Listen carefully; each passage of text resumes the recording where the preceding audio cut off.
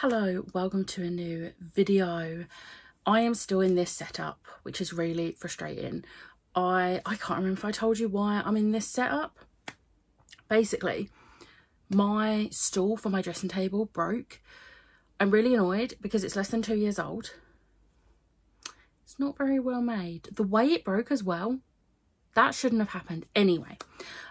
So I am trying to find a new one because I need it to be able to fit underneath my dressing table, and most stools just won't do that, so I might have to look at chairs, but I also need it to fit there for when I'm filming, because usually my tripod is on my bed and I sit there on a chair or stool or whatever.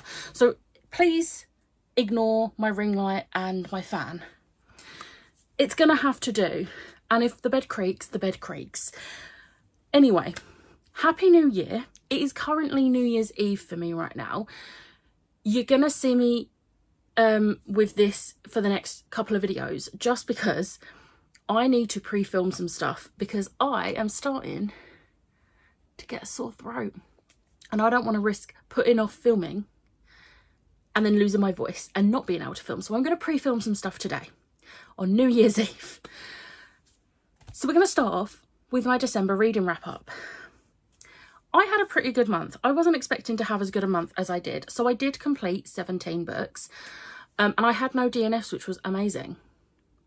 It was great. It was a quality reading month and a quantity, which I was quite shocked at, especially since as the month started ridiculously slow. And I think it was like the 11th or 12th of the month before I actually finished a book, because obviously we went Disney and then I just didn't have motivation or time. So I think 17 is amazing for that. So yeah, a total of 17 books read. That was pages was 5,797, and it was 56 hours of audiobook. I had no 2 stars, no 3 stars, 8 4 stars, and 9 5 stars. I am incredibly happy with my reading for December, as I should be. So as there are no DNFs, I can just get straight in with the books that I read and finished. So the first book I read was The Dark Mirror by Samantha Shannon. Now, this is not the first book I finished, but it was the first book I started. This was a 5-star. I am so incredibly grateful that I got this arc, because I know on NetGalley it had reached its maximum amount of people, and the only reason I was able to get an e-arc of this was through my work NetGalley account. I'm so incredibly grateful, and I'm so happy I managed to get to this. The only issue is now I have got to wait even longer for book 6. This was so good. If you've been enjoying the Bone season, especially if you loved The Mask Falling and have been on tenterhooks with the cliffhanger from book 4, read this as soon as you physically can. This was, it was so great being back in this world, especially as someone who read A Day of Fallen Night a few months back and hated it. It was so great being back in this world. And I cannot tell you anything without spoiling, so I'm not going to, but just know this is going to be an emotional roller coaster, which if you've read the other 4 books in this series, you know that's a theme with this series.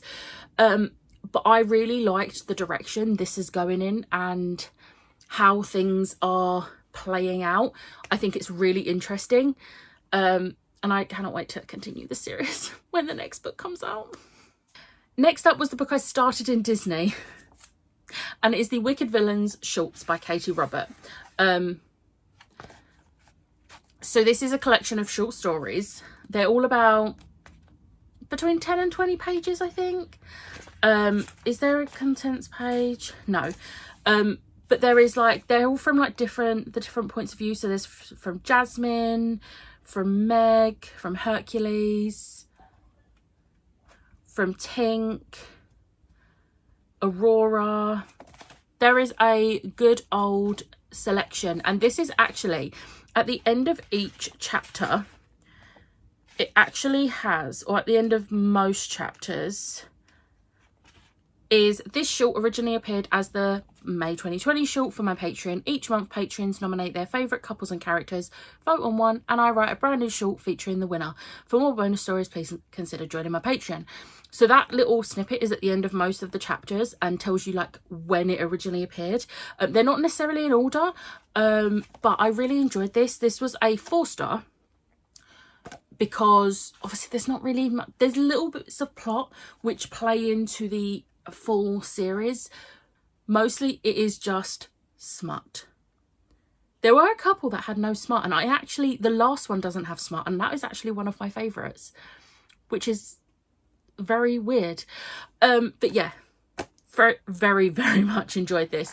Very weird reading it in Disney. Although I didn't take it out into the parks, I read it in the hotel room, and then read a little bit more on the train home where there was no children around. I had a window seat.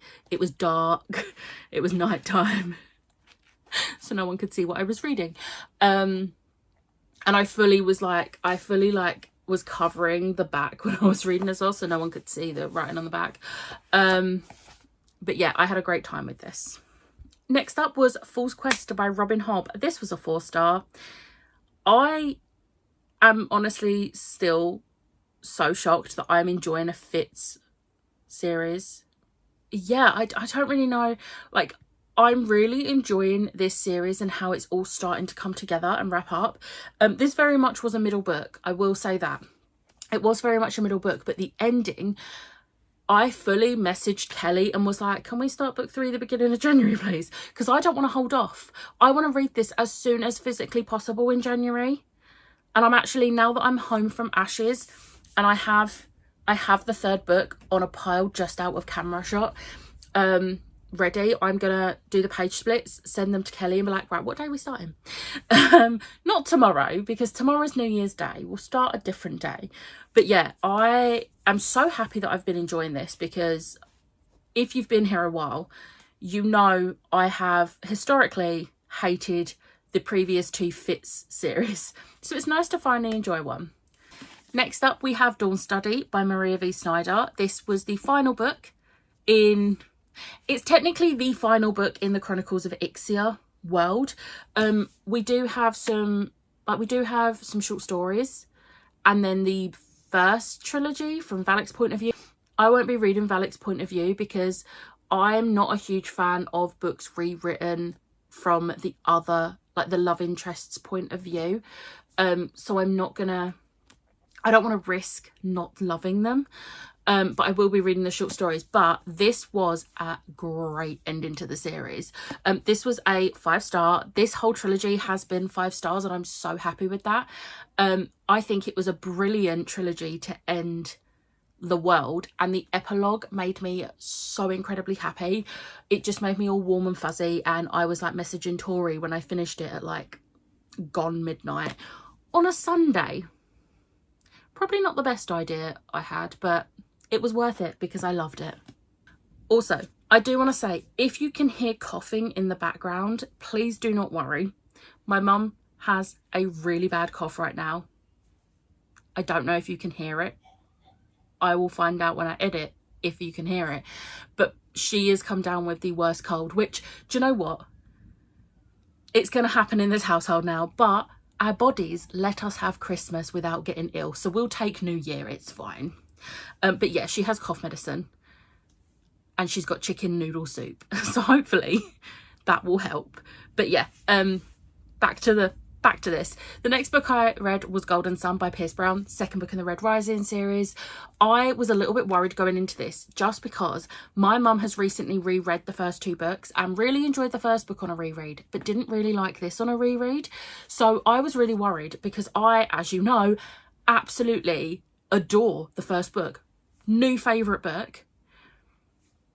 So I was scared. But I'm happy to report this is a 5-star. I really enjoyed this, and I am so excited to read book 3 next month. Like, I need more of this world. I cannot believe how much I have enjoyed this series so far. I've been putting this series off for so long, and I'm so angry at myself, but I love the characters. There is a character, I can't remember if I mentioned them in my wrap up for book 1. but they're in this as well, and I love them. They're my favourite character. I want all the happiness from them, but in this world, I doubt it. Next up, I finished a series. I read The Whispering Night by Susan Dennard. This was a 5-star. I am not shocked. I have devoured this series this year. I read the first 2 books in March, April time, and then have been waiting for this one to come out. And honestly, perfection. I love the direction this series went in, and this book was the perfect ending to the series. I love the way it went. I love the characters. The friendships she makes in this are amazing. And I love seeing the development of the relationship she has with like family and other people like in the town throughout these 3 books, and her getting the respect that she deserves. The fact that her family were ostracized for something her dad did. Like, she was like 12 when her dad did the thing he did, and the children were punished. And no. But I loved this. It was great. I just love the creatures in it. They're and it's just so atmospheric. And oh, I just want to reread the series already. Next up was my final book for my 12 books of 2024, and it was Andy's pick, and it was Goldilocks by Laura Lamb. Now, I didn't really know what to expect going into this. I knew it was a sci-fi, and that was all I really knew. I don't think I reread the blurb before going into this. So this was a 4-star. This was so well written, and it was so interesting how this was written before COVID, and it is scarily accurate. Some of the things that happen in this are scarily accurate. It's like she predicted how people would react in a certain situation, and it was scarily accurate. But honestly, great book, and not what I was expecting, but it was a pleasant surprise, and I'm really glad that I read it finally, because I've had it long enough. Next up, I did my reread of House of Flame and Shadow by Sarah J Maas. Obviously a 5-star. I had the best time rereading this. I felt like I took it in so much better. The first time I read it, I only had the audiobook, and I binged it in a day because I took release day off work and the physical copy was delayed. So I only had the audiobook, and I devoured it in like a day. So reading this now, and granted I did read it in the space of like 2 or 3 days, and most of it was in one day, but look at those tabs. But I feel like I took so much more information in this time having the physical book in front of me whilst having the audiobook, and I had the best time rereading this. I already want to reread it, but I'm not gonna, because I've only just done it and I have other books I need to read.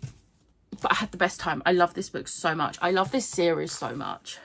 Next, we move on to Christmas books. So I read Cruel Winter with You by Ali Hazelwood. This was a 5-star. Are we shocked? Absolutely not.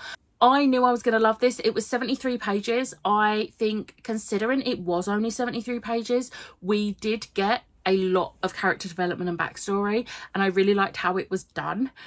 We got like a lot of flashbacks to them through the years, and I just absolutely loved their dynamic, and I would easily devour an entire novel with this couple if she ever decided to write one.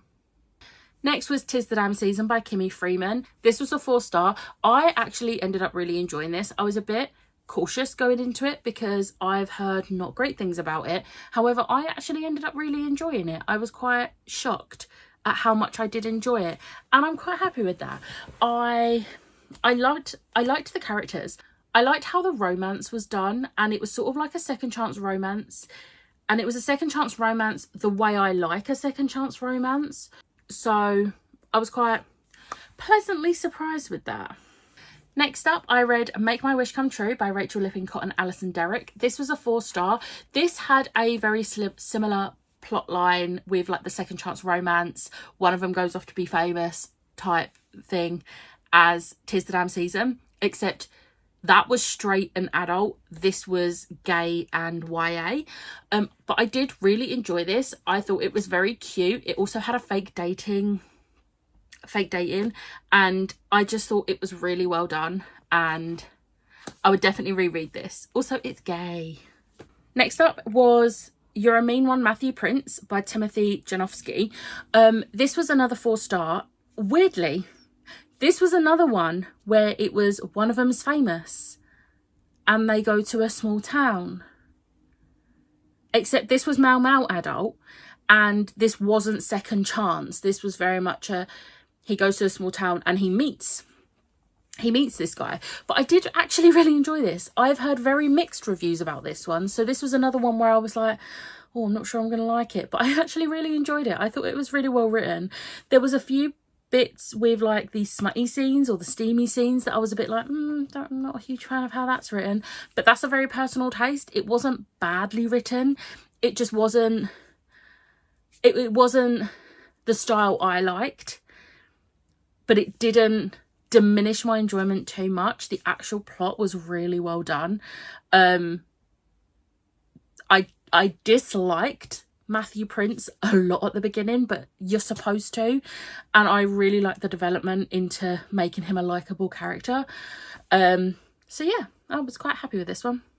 And then to finish off the Christmas books, I read Season Greetings by Julie Murphy and Sierra Simone, which is a novella in the Christmas in Notch series.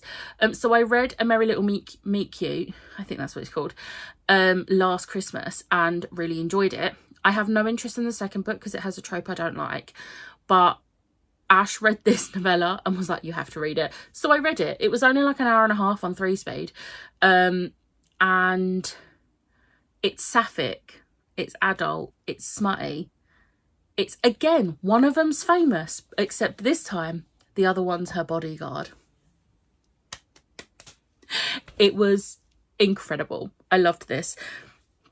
It was a 4-star. I mean, if it was a full-length novel, it probably would have been a 5-star, but novellas don't often get 5 stars for me, unless you're Ali Hazelwood. So yeah. Next up is The Brothers Hawthorne by Jennifer Lynn Barnes.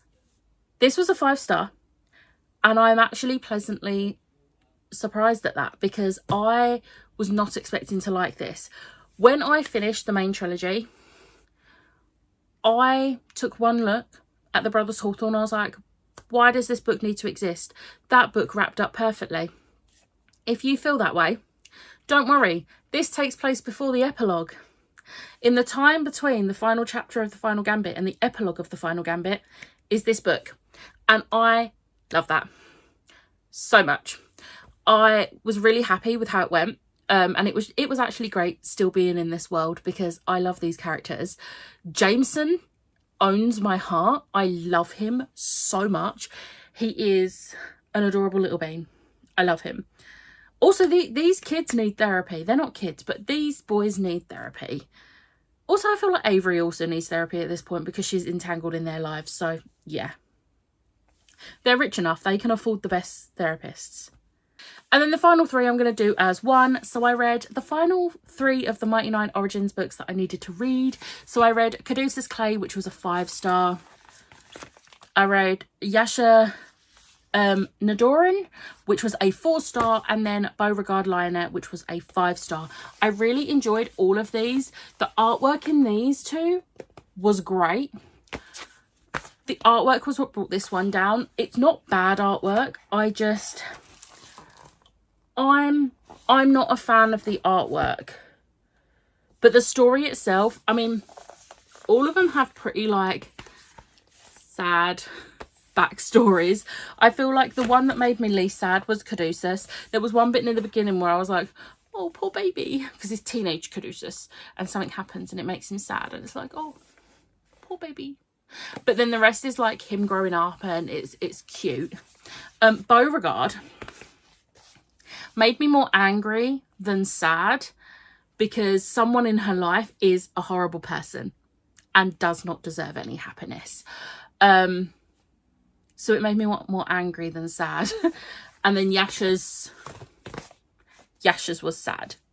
But I knew the basics of her backstory. So I knew it was going to be a little bit tugging on the heartstrings. But I've loved reading all these. And I have my own copies. Because as you'll find out in my haul video, someone got me them. Also, I think I mentioned in my vlog as well. So that was that was my final wrap up of my 2024 reading. My favourite book of the month was The Whispering Night by Susan Dennard, which means 2 of the books in this series are on my favourite books of 2024. Let me know in the comments below what your favourite book you read in December was, but I hope you've had a lovely, happy new year, because it would have been past the time by the time you see this video. I hope you have enjoyed this video. If you did, hit the like button, hit the subscribe button, and I'll see you next time. Bye.